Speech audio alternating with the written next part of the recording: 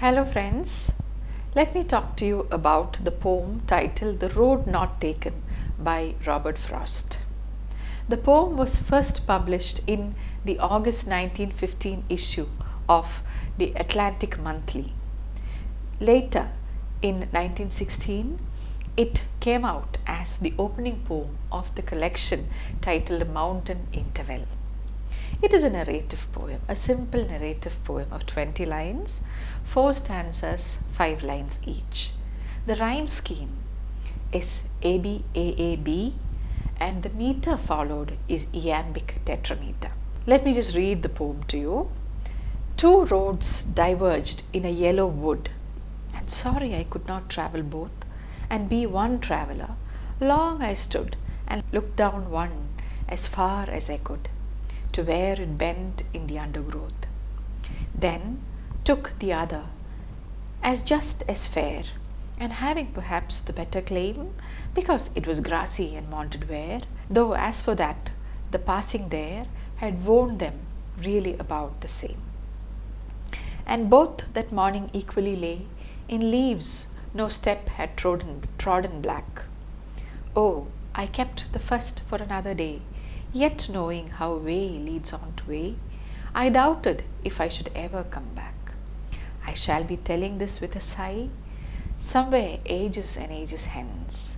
Two roads diverged in a wood, and I took the one less travelled by, and that has made all the difference. So that's a poem, yet again a very, very, very popular poem of Robert Frost. Here again, as is usual in most of the poems of Robert Frost, he talks about a very common sight, that is a forked road. A road which at a certain point divides itself into two.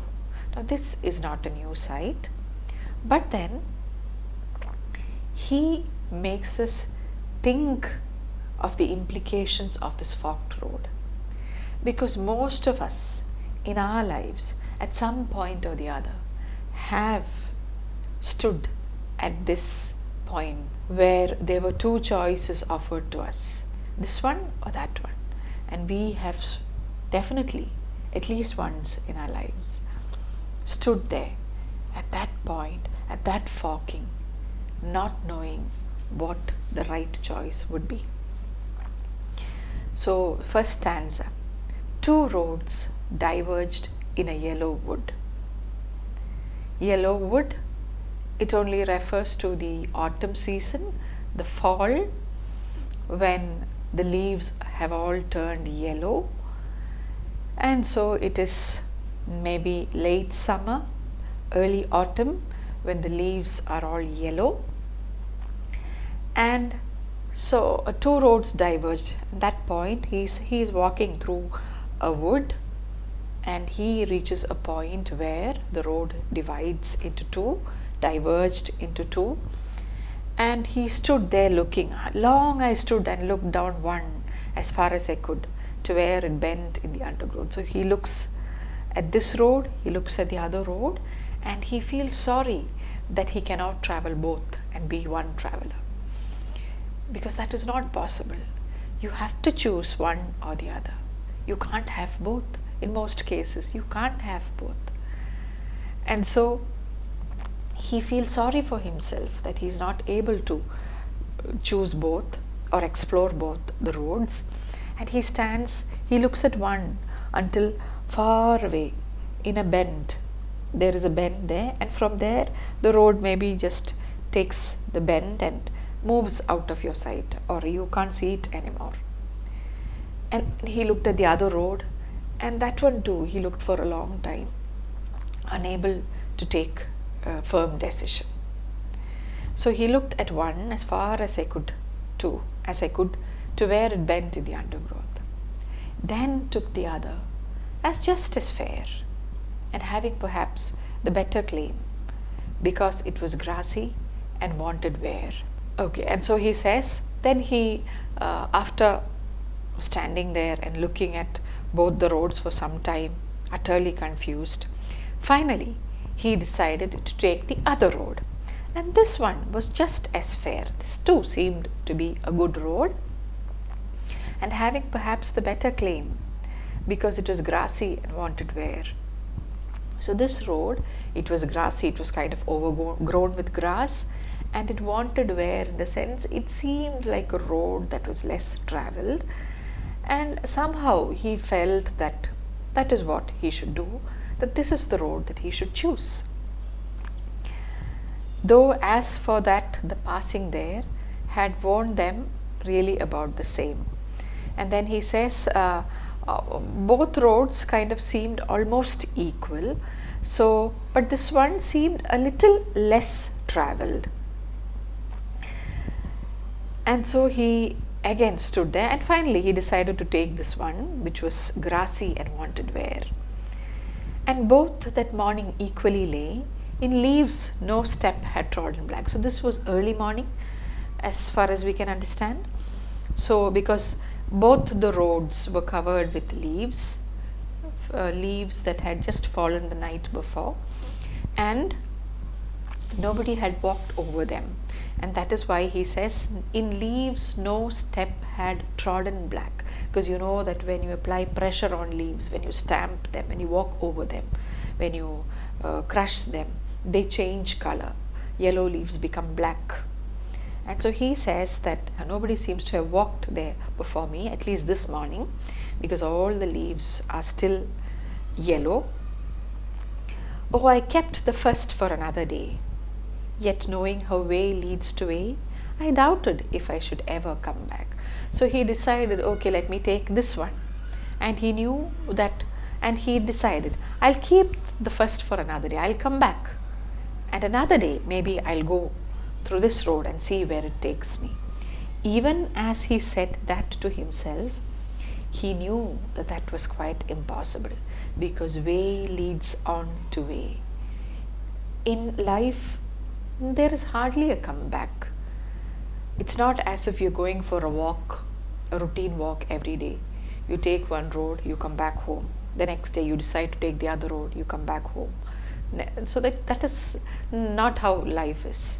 Once you decide to take a road, you generally, you have to take the risk, knowing that you may never come back to the place where you started. So even this possibility of coming back for another day and trying the other road is just it's a very remote possibility. And that is why he says, knowing how way leads on to way, because you take one decision, that decision leads you to other roads, and from there you go on, and life just carries you onward. So even when he told himself that he will keep the other road for another day, in his heart of hearts he knew that he would most probably not come back. I shall be telling this with a sigh, somewhere ages and ages hence, two roads diverge in a wood, and I took the one less travelled by, and that has made all the difference.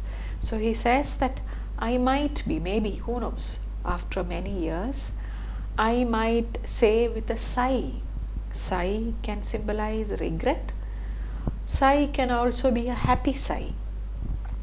So I might say this with a sigh many years later to somebody, maybe to my children or my grandchildren, that once upon a time I stood in a wood where a road diverged into two, and I chose the one less travelled by. You remember he mentioned that it was a grassy road and it wanted wear, so he took the one less travelled by, and that has made all the difference. So his choice has made all the difference. It has taken him to the place where he now is in. So he might be saying this with a sigh. So if you interpret it as a happy sigh, you can say that he has succeeded. His choice was right. He went the right way. It led him on to success. If you think of it as a sad sigh, a disappointed sigh, it means that his choice was wrong. The road led him from one trouble to another, and he failed in his mission. So, whatever the choice was made, and that choice has made all the difference. Now, seemingly a very simple poem. It's about a person, a man who stands at a point of forking paths, wondering which way to go. But looking at it on another plane, this novel, the underlying meaning is this road is life itself, and this forking path is a juncture in your life where you have to make a decision. And at almost all points of life, you find yourself standing in such a position where you are torn between choices. Do you want to, now you have finished your 10th standard and going on to your plus 2, what do you want to choose for your studies? Do you want to take the science stream? Of course, some people have no doubt about it, but some are torn. They are not interested in studying science or mathematics, but then economics or history may be a worse choice.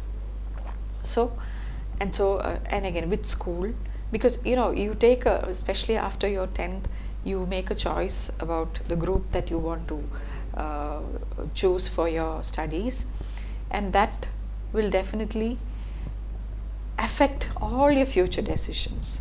What you would do after your plus 2, whether you can become a doctor, whether you're going to become an engineer, all that is informed by this one decision that you've taken. And again, whether you want to continue your study now at a later point, whether you want to continue studies or you want to take up a job. There again, studies or job, the two paths. This seems good, but then the other is a necessity. So what do I do? And again, after that, the next point, should I continue with my job or should I get married? So there again, resignation or marriage. And those are not exactly two choices. Today things are easier, but these are all important choices when you have a child, especially for a woman. It's her responsibility to look after the child mostly, even today in most societies. And so job or child. So many situations where you are kind of torn, not knowing what to do. But then finally we take a decision. Some of us are happy about the choice we made. Some of us live in lifelong regret about the choice we made. But that is how life is. Right and wrong all mixed together. Life is a blend of rights and wrongs, joys and sorrows. So here it is that idea, I think, that the poet presents before us, and Frost himself has called this poem a very tricky poem. He says you have to be careful with this one, this is a tricky poem. And he also has said that he wrote this for his friend Edward Thomas, and this Edward Thomas was often confused. At every point he used to be confused, and not only that, he always regretted his choices. He always kept feeling that he should have taken the other road. And so Robert Frost has said that this poem was especially written for this confused friend, Edward Thomas. So that again is a simple but a beautiful poem that provokes us into deep thought about life, about choices, and about finding meaning in the choices that you make.